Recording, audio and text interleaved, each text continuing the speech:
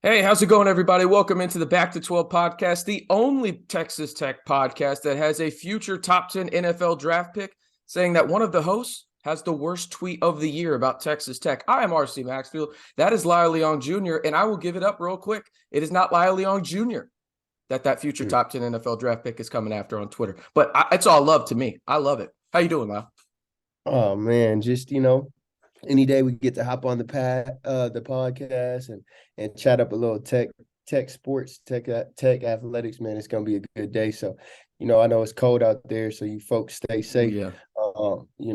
My school didn't cancel school, so I'm up here at work half frozen. But I'm sure today on the podcast it'll get a little heaty and I'll warm up. So, it's just a blessing to be in your presence, man.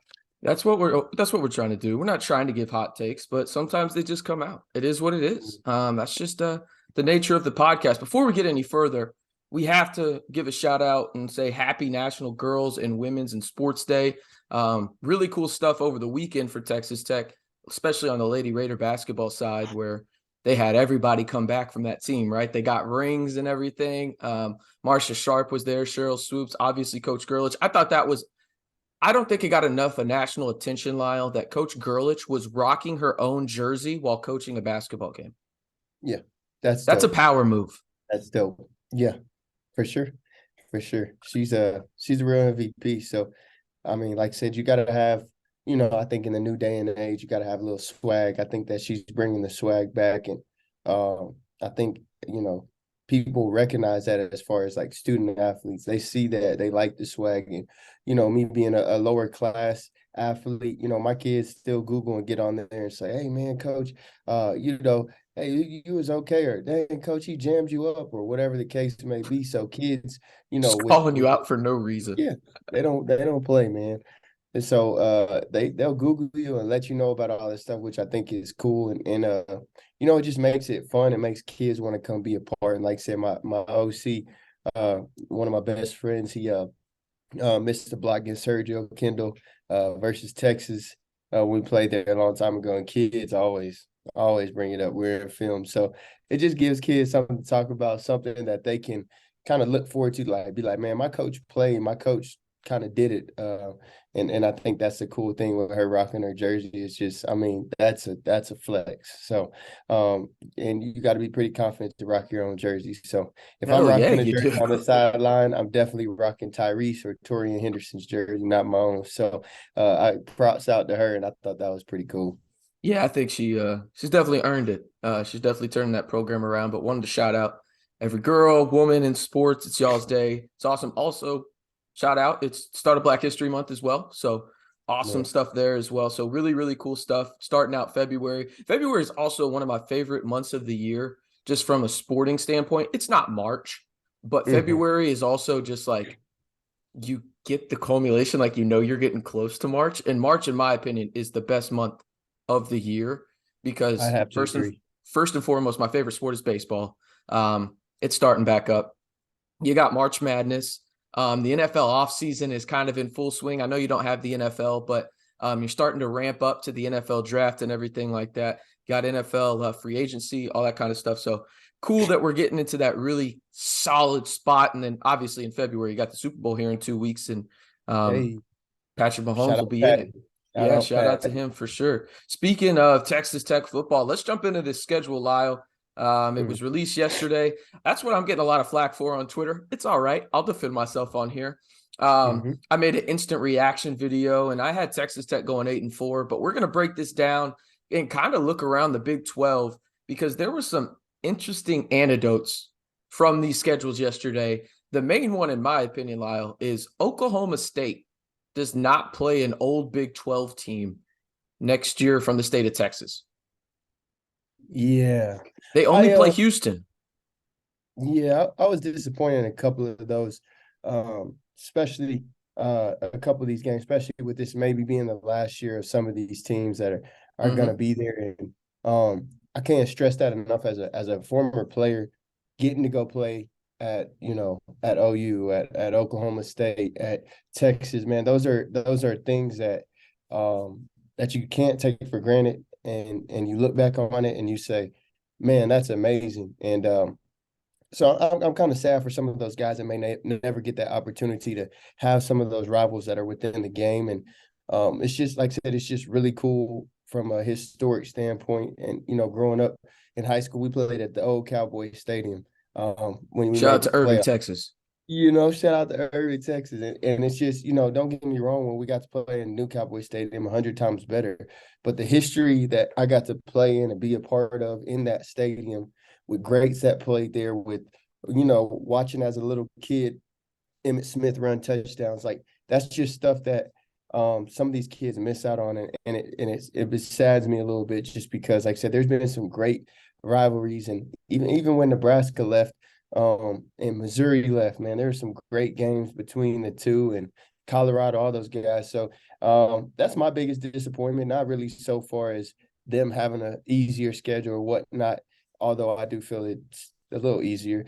But more so for them is just those games that that are so important, that are so cool, that you grew up watching. And I know, even for me, my biggest one probably was Texas Tech A&M. I watched every time when I was growing up. They didn't have Tech on TV all the time like that. So the Yeah. big game was A&M versus Tech, or Texas versus Tech, Texas versus Texas Tech, and those are going to start, kind of coming far in between. New rivalries will be created, but there's nothing like those old rivalries. Oh yeah, that's what makes college football great. It's that simple. And I get, with expansion and everything like that, it's part of it. You're gonna lose some of that tradition. But I think also that kind of it doesn't make the game any less better, but I think the pageantry of it makes it a little is diminished a little bit, because you talk about it. Texas and OU, that's gonna happen. That's a rivalry, but there's so many that have kind of gone to the wayside because one school maybe went to a different conference than the other, this, that, and the other. Perfect example is Kansas, Missouri. Like, I know that that's not the first one people think of, but they were playing all the time. That's a very real rivalry right there. And now you really don't see it happen too often. So it just kind of sucks in that regard. And new rivalries will emerge. And I was talking to a few of my friends yesterday where I knew they were going to force this Houston and Texas Tech rivalry. They're going to try so hard to make this a thing. Book it. Like, I am so confident, Lyle. I promise you that is the rivalry the Big 12 will try and push. That is the one they will try and push. TCU and Houston. Those will be the two schools I bet Texas Tech plays every year. Think so? I really do.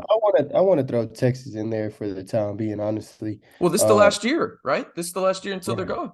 I would throw Baylor in there as well, man. They always try to make Baylor. I don't That's know fair. why. And I don't know why, because we've really beaten Baylor in everything for a long time. Like, they've just emerged as coming out and being a I don't want to say good team, but a better team, especially in football. They've won 2 years, or the last 2, maybe 3 years. Before that, like I said, that was a game, back when I was playing, that I knew for a fact I was going to get to play. Freshman, everybody's talking about it like, hey, man, I'm going to try to get 3 catches, Saturday, because I'll be in by halftime. So I don't know where that comes from. And like I said, I think Houston rivalry comes from Dana, honestly. I think that's why everyone pumps that up. Sure. But like I said, I think it's it's some stuff going on over there. So I don't know how long he'll be around there.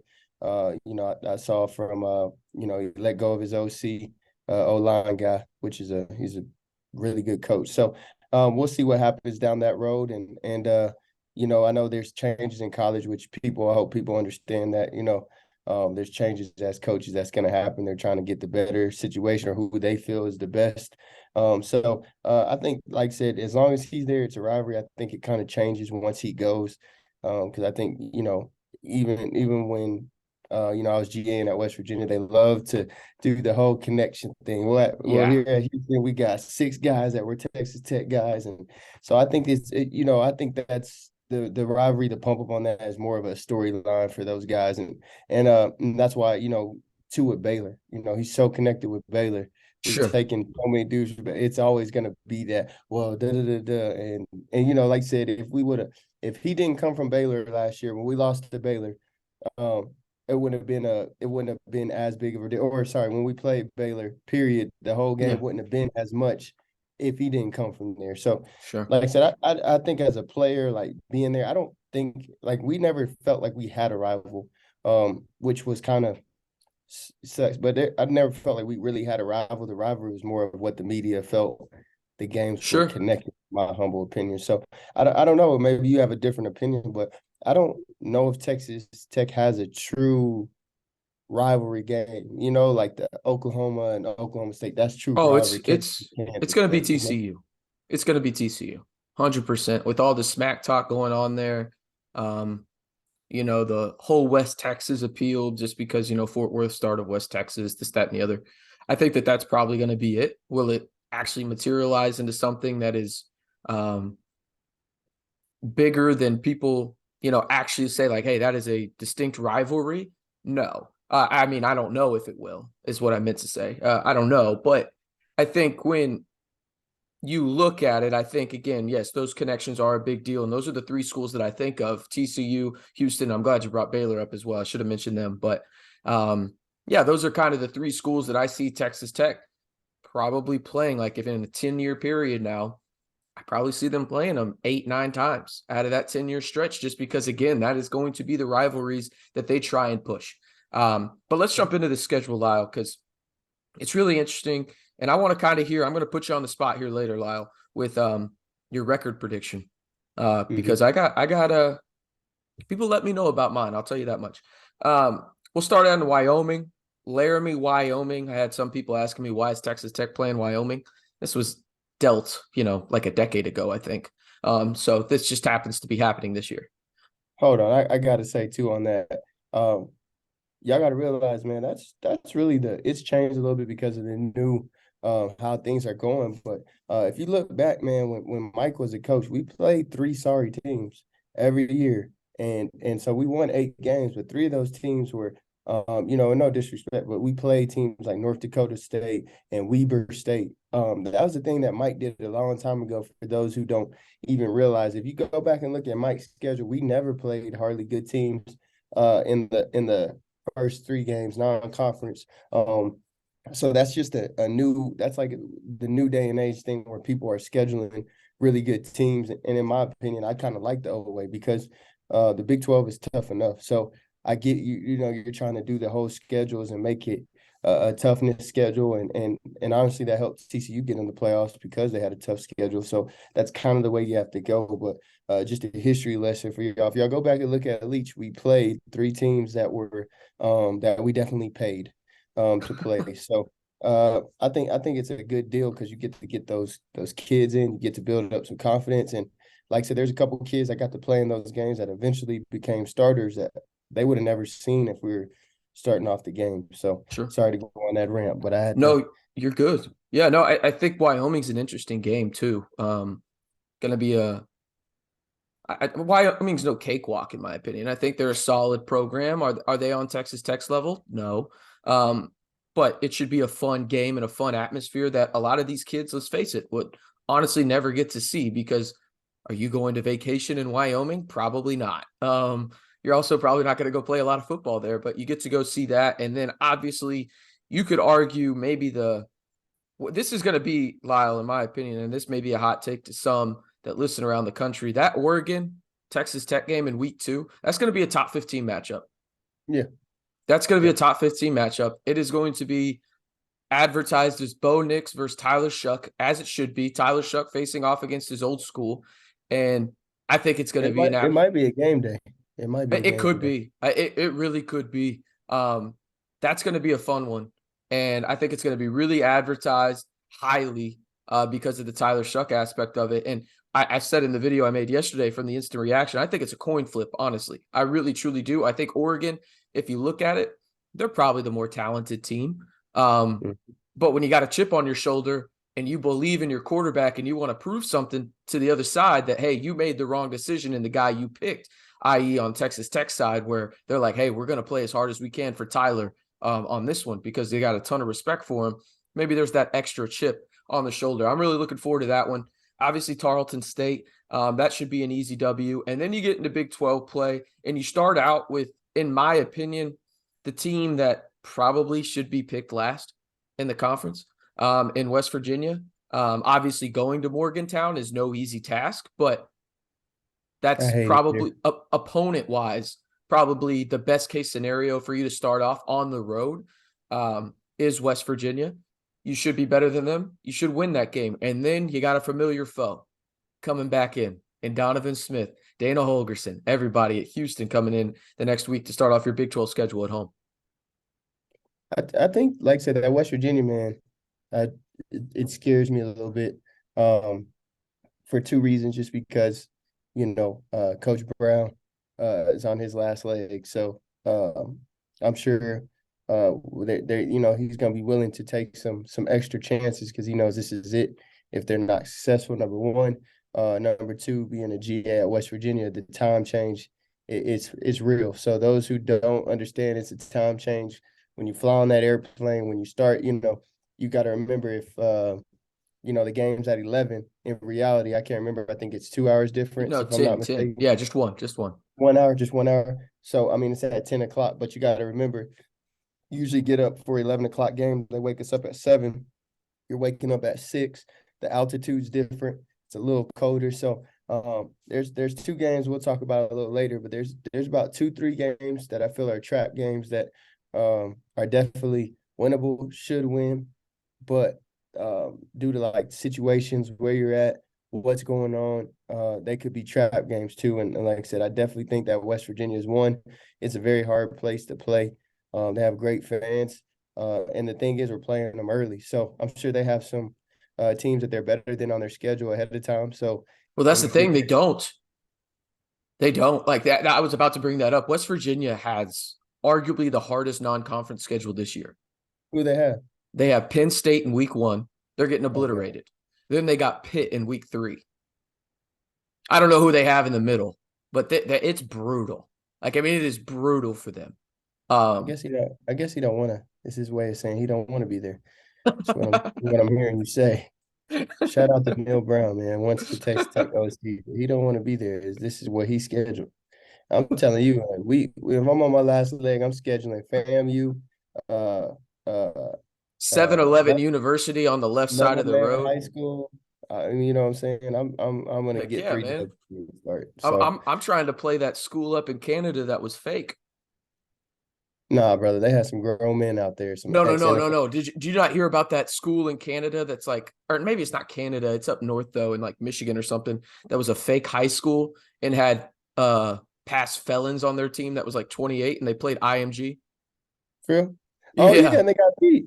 Yeah, they got beat bad. Yeah, they got beat bad. But then Texas Tech plays Houston. Donovan Smith comes back into town. I'll be honest with you, Lyle. It sets up pretty well for Texas Tech to be 4-1, worst case scenario, in my opinion. I agree. But I like I said, those are two trap games I got too. So same thing with Houston, man. Like Dana loves Texas Tech. Dana got to start at Texas Tech. Donovan played at Texas Tech and feels, maybe I don't want to say not wanted, but half their roster went to Texas Tech. That's what I'm saying. At least it feels like it. To me, it's a trap game. We won last year when everyone thought we shouldn't have. I mean, it's a lot on on the line. Like I said, I think Dana over there is kind of going towards his last leg as well. So when you're, like I said, when you're in desperation, I forgot the quote it is, but when you're in desperation, you're just gonna do things that you normally don't do, sure. And that's when, to me, with Coach Leach, that was his thing. He had a desperation mindset, but he wasn't desperate, if that makes sense. No, so for sure. He's not scared to try stuff. He's not scared. I think Lincoln's the same boat. I think Lincoln kind of feels like he's so good that he can do a triple reverse pass and not work, and they still get away with it. Yeah, so for sure.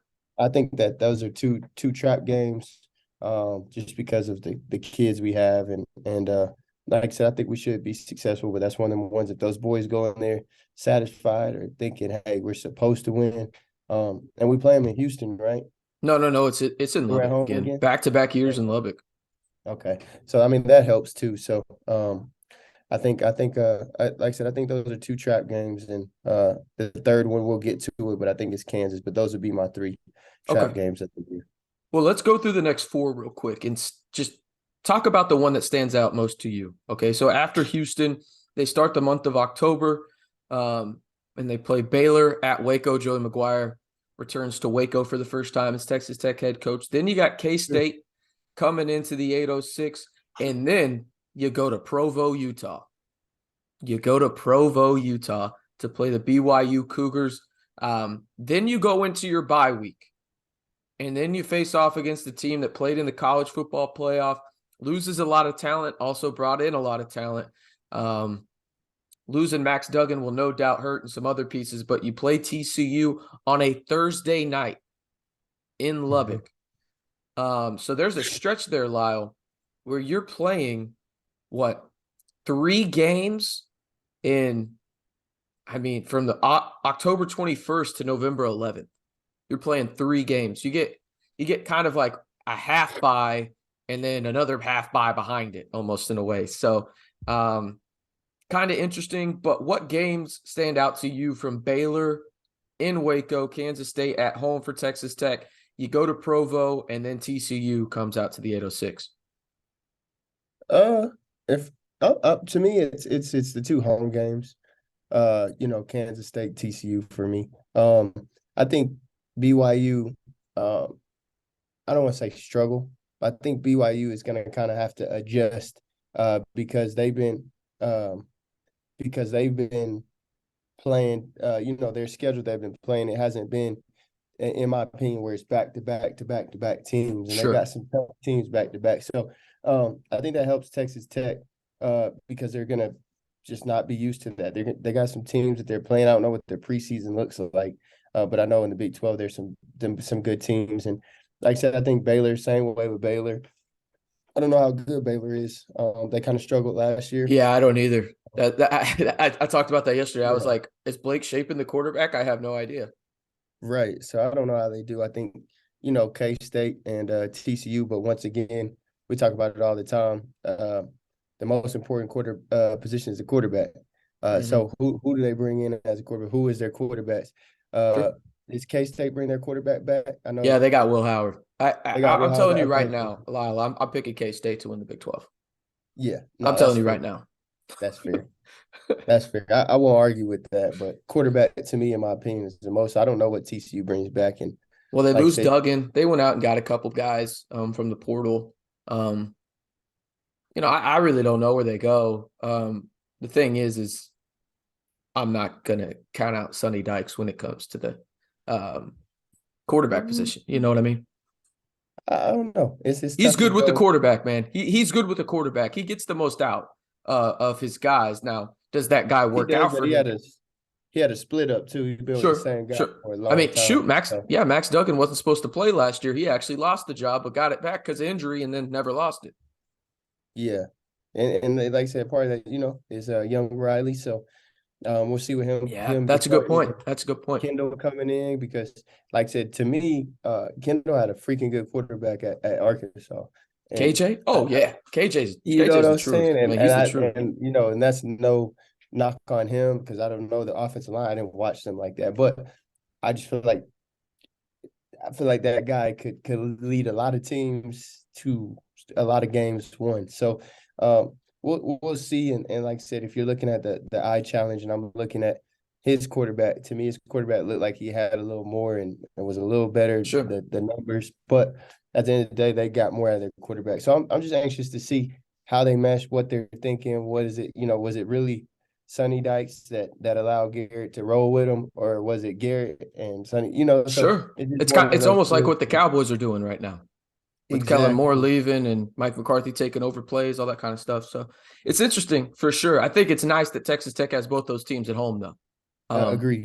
That's big. Even if it is a Thursday night game. Let's wrap this up real quick, though, because these at least these next 2 games, I think they're interesting. But the last one real quick, and we got about 10 minutes left here on the podcast. Kansas and UCF. At Kansas in Lawrence, UCF, the bounce house comes to Lubbock. I think that one's a win. I think Kansas could potentially be a trap game. But also, I kind of want to see what they bring back, what they look like and everything like that. Obviously, this is super early, right? I mean, we haven't even had spring practice yet. But I do think the game that we need to spend at least a couple minutes and talk about, Lyle, and maybe this is a hot take, I don't know. I think that Texas game at the end of the season on Black Friday, I truly believe that game is for a spot in the Big 12 title. I don't know. I think both teams come in at 8-3, and I think whoever wins that game is playing in Arlington the next weekend. I don't know about that one. I can't lie. I would love to see that, last Mm-hmm. time possibly in the Big 12. I'd love to see that, but I don't know. I don't see that. Yeah, it's just hard for me to see. It's fair. I mean, it's super early too. These are And even like proclamations Texas where we don't Tech, even know what they look like. I like that, but I don't know. I just feel like Texas always finds a way to blow it. They always find a Yeah, way to blow it. So I that's just, fair. All right, so we ran through the schedule real quick one more time, just so everybody knows it. If you haven't seen it, which I'm sure you have, Wyoming, Oregon, that'll be a top 15 matchup in my opinion, top 20 at worst. Then you got Tarleton coming in. Then you go to West Virginia. Houston invades the 806. Then you go to Waco. Kansas State, the Big 12 champions, come in the next Saturday after that to Lubbock. Then you head to Provo, Utah.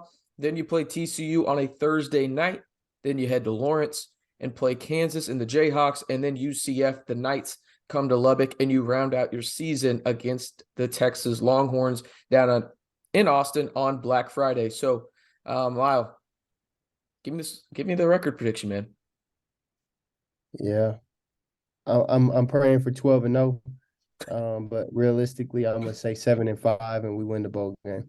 7-5 and win the bowl game. All right. I mean, hey, they came at me when I said 8-4, my guy. Yeah, they gonna come at me. They be like, They- "Yo, he's over there. Those are your friends. I love them boys. I cheer for them every week, but I gotta be real." and You it know? also shout out to Tyree, right? Like that quote tweet and everything.